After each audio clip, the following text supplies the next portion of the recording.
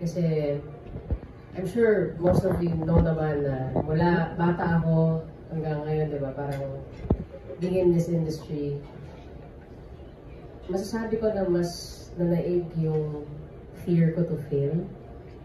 Because alam ko din na if I fail, like, okay, to put context, if I write my own songs, feeling ko naman I can write my own songs, but feeling ko noon, hindi ako na-encourage to do that and to go that route kasi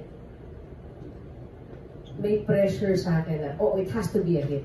It has to be like this. And feeling ko, if hindi nag-hit yung isang kanta, at ako ang may sulat,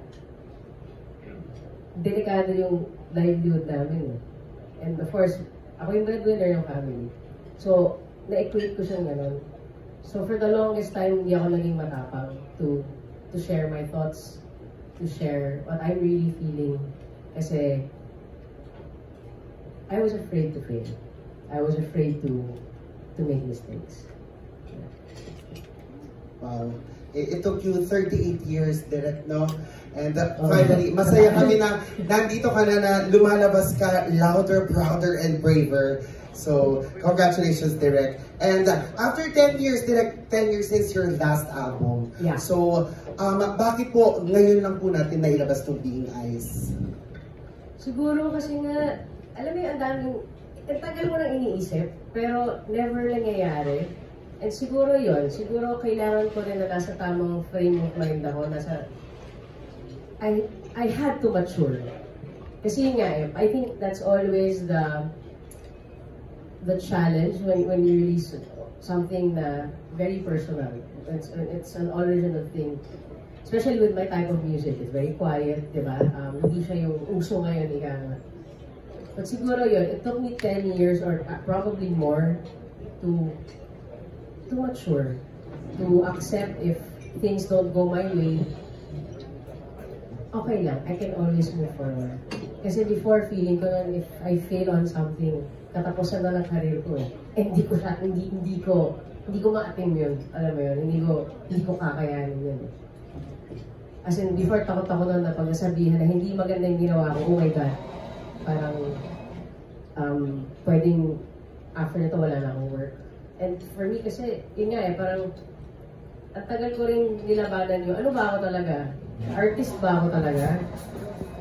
Or what? Alam mo yun? Kasi feeling ko talaga, unlike other artists na, di ba, you know, they write to express their feelings, di ba?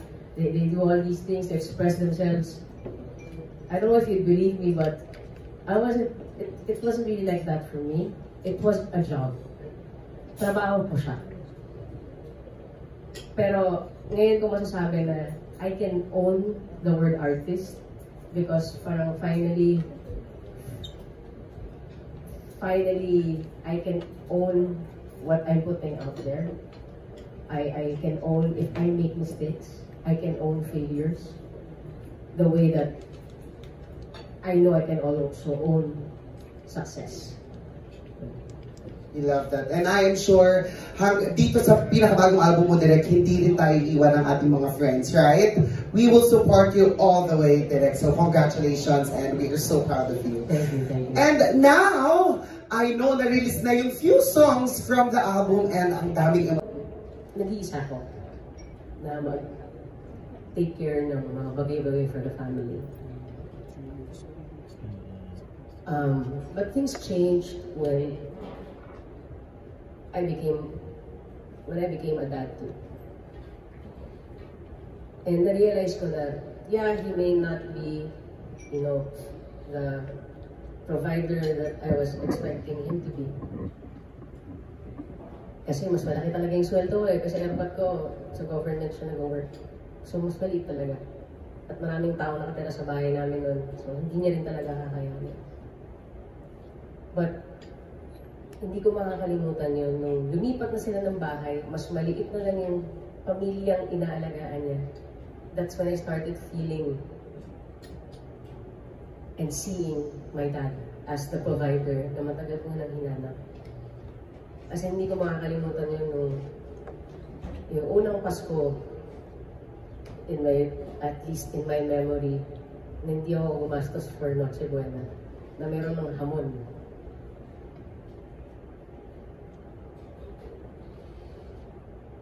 And, yun.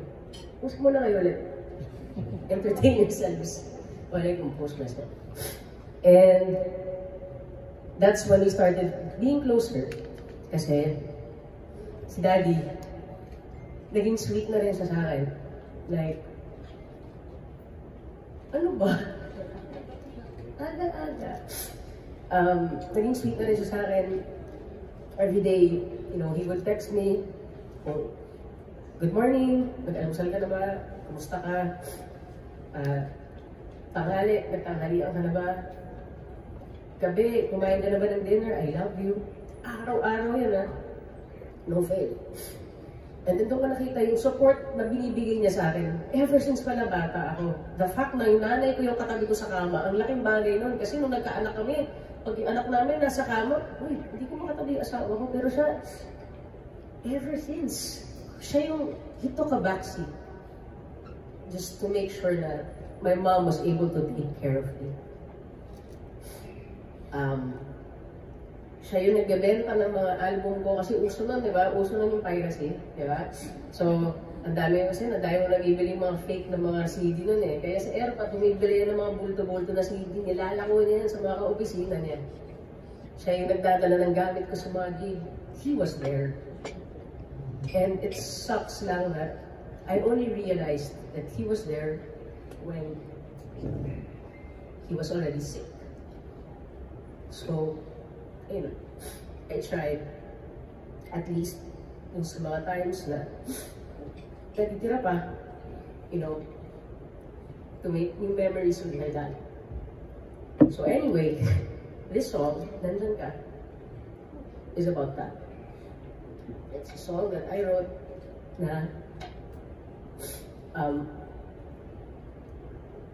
while I have regrets that I wasn't able to see agad all the good things and all the support that my dad has given me.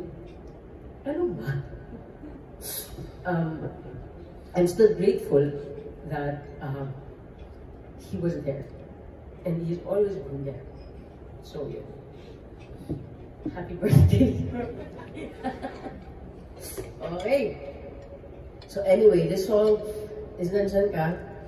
And when we were choosing the songs that will be included in the album, our producer Jonathan Manalo volunteered to write the music for this song. It's a very beautiful song.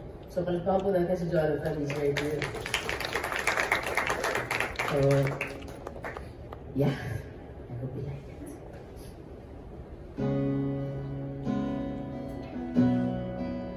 My question is, since you've dealt with a lot of personal loss recently, of course, dami ka rin, paano makakatulong itong pag-release ng album na to sa healing process mo? Wow.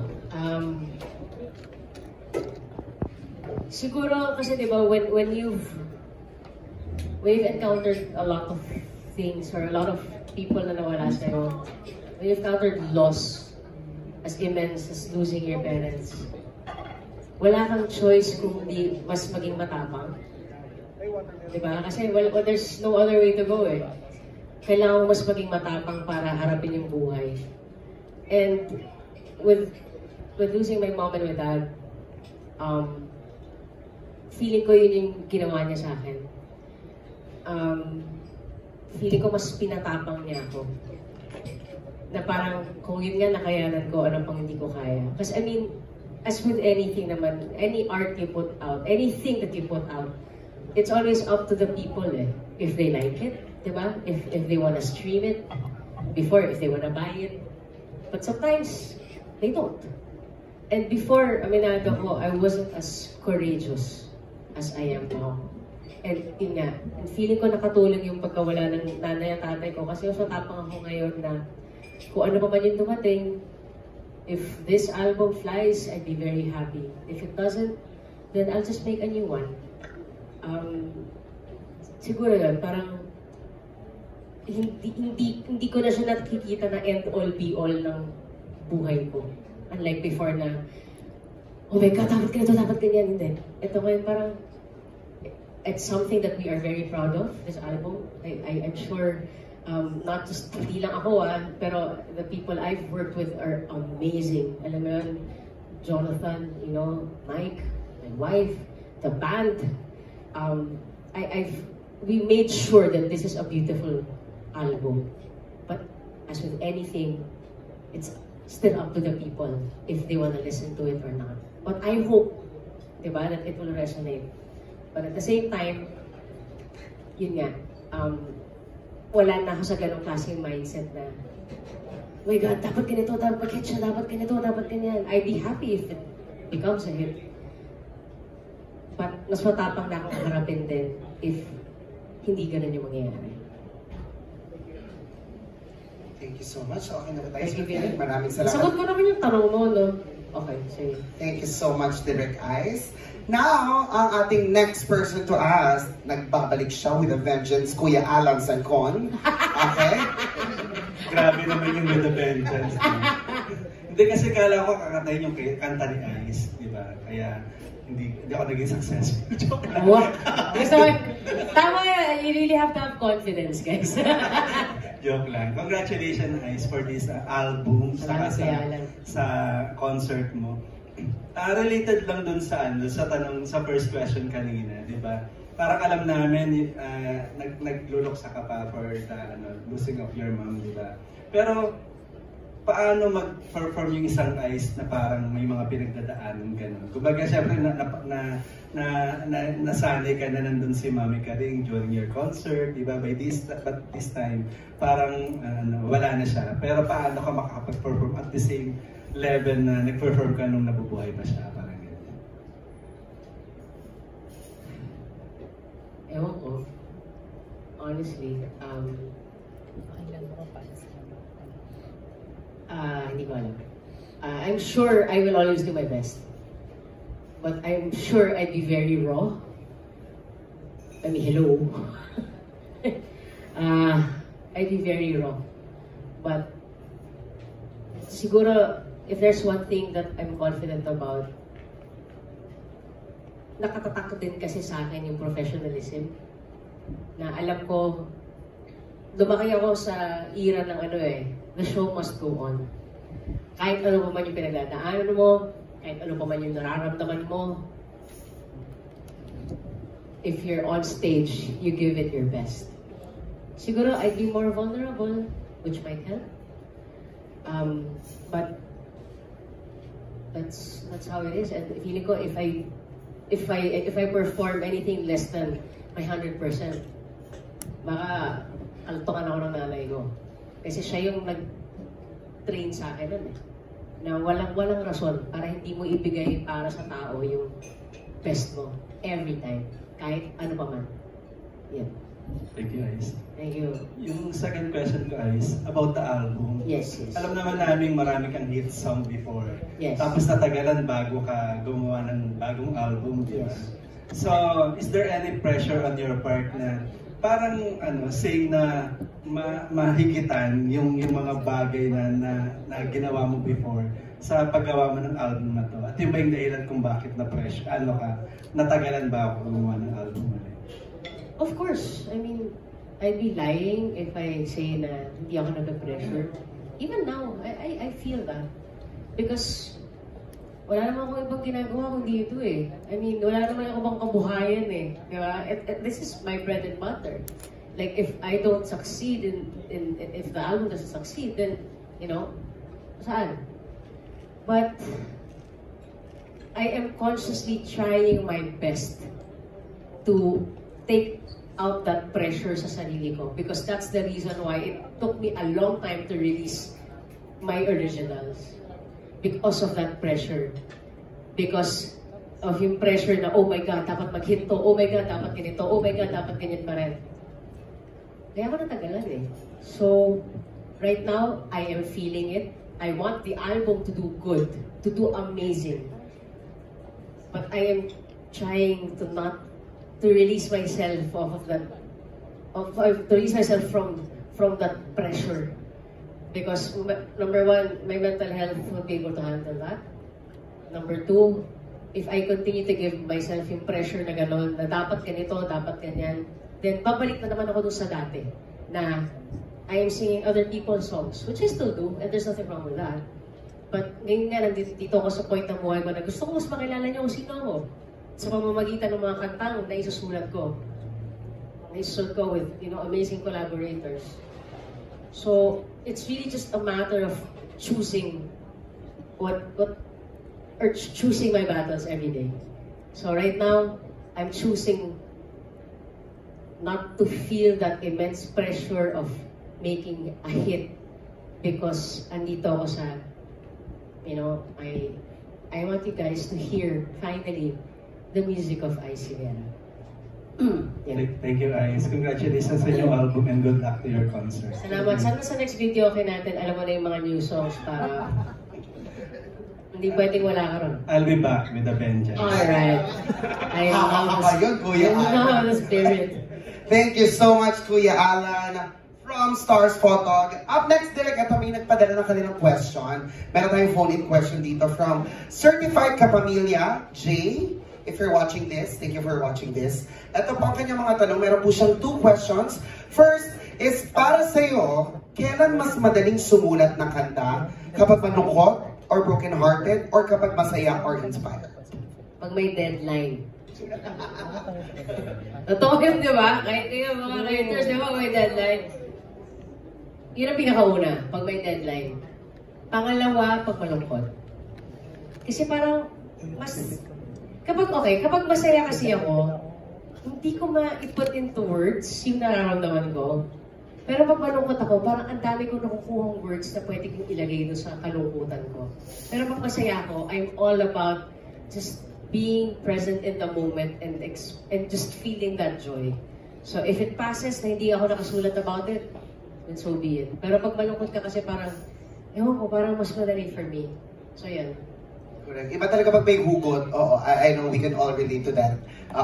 Thank you so much, Direk. Itong susunod na katanungan naman ni Jay of Certified Kapamilya, na may mental block ka rin ba kapag sumusulat ng kanta? Kung oo, ano ang ginagawa mo to get back into focus? Opo, lagi ako na may mental block. As in, siguro kung sa 100% to, parang 80% doon mental block. 20% yung hindi. Pag nangyayari sa akin yun, nahayaan ko lang. Wala eh. Kesa naman ipilit ko. So kapag, I just make sure na kapag nakawala ako sa mental block na yun, I'm ready with the paper or at least notes ko para maisulat ko yung mga naiisip ko. But I think that's also one of the good things working with a collaborator. And yun nga, like what I said kanina, I'm blessed na yung asawa ko is a good writer because kunyari may idea ako for something, ang dali ko iba to sa kanya. And kapag na-feed naman niya yun, parang kunyari may bira to sa aking idea, biglang magkakaroon na naman ako ng bago. So it bounces back and forth. So I think yun, siguro for those people na, like me na madali magkaroon ng mental block, parang it's nice to work with someone you trust, na who can be, number 1, a sounding board, number 2, pwede mong maging ka-collaborate sa paggawa ng anything, whether it be a song or, I don't know, but yun, it's nice to have that someone.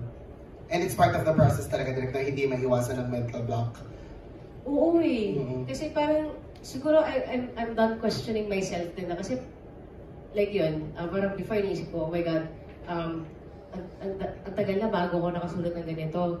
Siguro talaga hindi mo talaga ako songwriter. So, when we focus on the negative things, sometimes it makes you question yourself and mas lalo kapag napupull down. Samantalang normal naman na magkaroon ng mental block. Especially like ako, may ADHD ako. So, ang dali kong mawala ng focus sa mga bagay-bagay. Pero, because tinanggap ko rin sa sarili ko na may ADHD ako.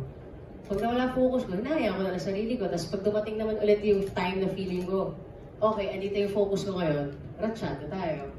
Ganun siya. Thank you for sharing that. Ngayon ko lang nalaman yung Direk, and thank you for sharing that. And yan, maraming salamat, Sir Jay. Ako baka songwriter in the making to, kaya meron siyang mga ina-ask na tips. But thank you for sending your questions. Meron pa po mga gusto magtanong from the group? Ayan. Yay, okay. hi. Hello po.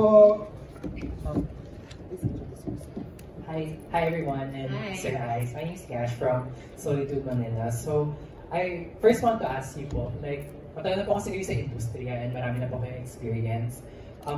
Pwede niyo po ba sabihin sa amin kung gaano kayo ka-involved sa paggawa ng all-original album niyo na Being Ice?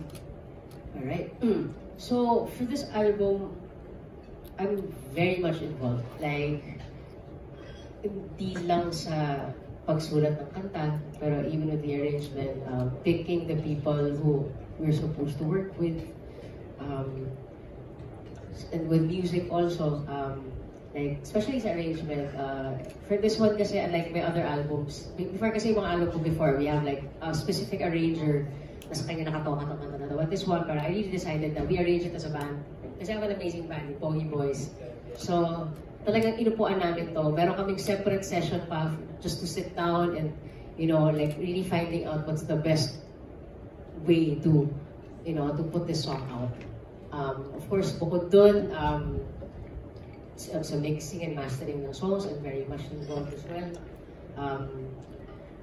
Medyo bumibitaw lang ako pagdating sa usapang pera. Kung magkano kailangan ibayad sa ganito, o magkano kailangan, kasi kapag pati yung iniisip ko, medyo parang, ay, huwag na natin ilagay ito. Di ba? So ako, nandun ako ngayon sa, nagbubulag-bulagan ako pagdating sa usaping pera. Si Liza yung talagang medyo nakatutok dyan. But yeah, I think in every aspect, even choosing who will be our photographer for, yes. And nakakatuwa lang because, you know, I have a very good partner, and she's my partner in everything. So sometimes kasi, may malakas ang self-saboteur ko. So sometimes I don't trust myself. And kaya I always need my wife because lagi kong sinasangguni sa kanya yung mga bagay-bagay. And bukod sa kanya, of course, I have Mike Villegas, who's been my guitarist for the longest time. And of course, Jonathan, who's been my producer then for the longest time. So I really made sure na itong team na, yung creative team na uupo dito sa album na to are people I trust. Why? Because parang this is the first time in my life ever na I be totally, for lack of a better term, naked. Sanay ako na, alam mo yun, sanay ako na, okay, meron ganitong songwriter. Hindi, parang halos lahat kami to eh. So parang I wanted to make sure I'm surrounded by people na I trust 10,000%. Alam mo yun. So, and of course, bukod doon, sa aspeto ng marketing naman, we have an amazing team sa Fire and Ice. Sila rin yung nag-handle nun. So yeah, I'd like to think that in every aspect, I'm there. Kumbaga, may mga degrees lang of saan ako mas tumututok, saan mas hindi. But yeah, I'd like to think I'm in every part of it. Okay, so very involved po kayo sa process. Follow-up question lang po. Since this is your first all-original album, tas yung involvement nyo po super laki, ano po kaya yung message na gusto nyo magpulat ng mga manonood sa inyo sa September or yung mga makikinig po sa by August 8 sa full album ninyo? Ano po yung message na gusto nyo makuha nila from your album?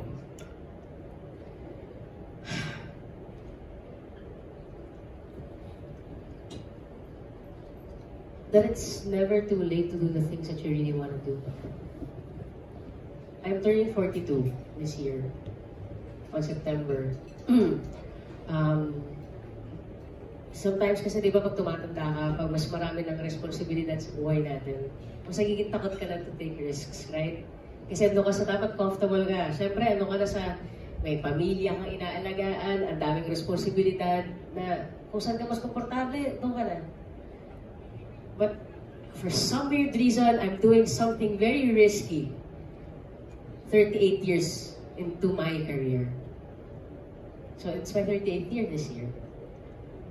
So yun, siguro if there's one thing I want people to not to experience, or it's never too late to choose yourself and be who you really are. Because you will always find your people as well. There will always be people who will be able to, you know, resonate with you. Mayroon at mayroon tao na makakasakay sa experience sa pinagdadaanan mo. And number two is, it's okay then to make mistakes. Yun, so there's two things. Okay, so napakaganda po nun, no? And since we're talking about experience, kilala po kayo sa mga karaoke nights po na super very open. Opo, yan. Alam po natin yan lahat, di ba? And super open po kayo and intimate with the fans. So nakikipag-interact po kayo with them while performing. Now, I just want to ask po, how will you incorporate that same idea po sa magiging concert niyo sa September? Like, will it be the same po na intimate pa rin siya na nakikipag-interact with fans? And how will you execute it po? Kasi mas bigger scale po ang concerts eh. Well, yeah, especially it's a bigger venue. Actually, that's why we decided to do 2 nights of different shows.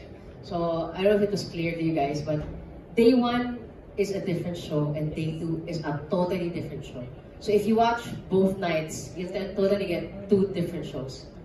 Reason being, September kasi ang daming mga ganap dyan. It's my anniversary, it's my birthday, and of course, di ba, yun yung it calls for a celebration eh. That's why we decided to do video kits for day 1 because I really want to celebrate with the fans. Alam mo, I want it to be fun. But at the same time, I'm going through something shitty. So, alam mo, parang kasi pag pinagsama namin sa isang concert, yung parang meron lang, parang Dr. Jekyll and Mr. Hyde, na parang, well, pati ba naman yung concert ko may identity crisis? Ano yun? So, ginawa namin, pinaghiwalay talaga namin siya because first night, enjoy tayo. But the second night, this is the heart and the soul. This is where and when you will see. And this is where you will know kung sino si Ice. So, ganun siya. So, the first one is definitely more interactive because ito yun, like, I'm sure cardio to for me kasi mas malaki yung venue. So, hindi ko alam kung kailangan kong mag-prepare at mag-exercise kagaya na ginagawa ni Ate Reg na naglalakad sa village. But yun talaga, I'll make sure na, kahit paano maabot yung mic ng mga taong sa lahat na nandun sa NPAT. But for the second night, I want them to come to me. Alam mo yan, kung ako yung pupunta sa kanila sa una, sa pangalawa, sila yung gusto kong pumasok naman sa akin because I am letting people in for the first time. That's very beautiful. And thank you so much, Sir Ice, and congratulations to your new album and your upcoming concert. We're very excited. Thank you. Thank you so much, Thank you. Thank you, maraming salamat. At kung gusto niyo pong ma-enjoy yung 2-day concert, meron po tayong 2-night bundle promo. Pumunta rin po kayo sa Ticket World to get to know more about the ticket prices. Alright, next question. Meron pa po ba tayo? Sino magtatanong? Well, ano lang, salita ka kasi. Sabi kasi ang hirap pong lilit kung ang tawag isa lang yung budget mo. Ang hirap pong lilit sa wealth or charity. Supportin ka na lang. Or sana sumali po kayo kanina sa Yeah, actually medyo mahirap na talaga pumili. Kaya we did a bundle promo para you can get both nights. I think